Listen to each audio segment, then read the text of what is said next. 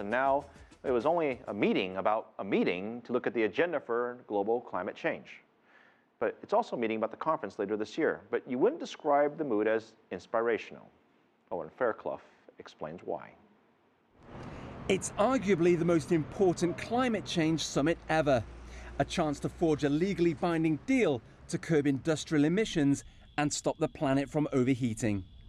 But less than half the 196 participants have submitted their plans for the November meeting. Hosts France are worried. We must not limit the Paris conference to a simple proclamation, simply a long text, simply a long complaint.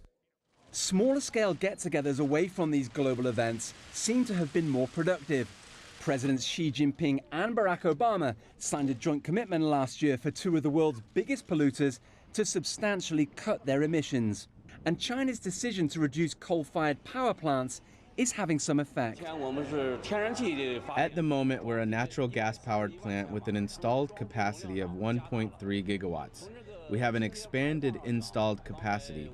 In terms of clean emissions, comparing natural gas with coal-powered plants, we are cutting 4.37 million tons of coal every year. Yet many of the obstacles on reducing climate change hinge on how to pay for it, either through taxing carbon emissions or investing in green energy such as wind and solar.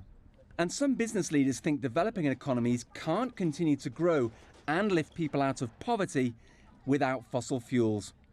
These flashpoints must be resolved if the UN talks this autumn end with a global deal on climate change. Owen Fairclough, CCTV.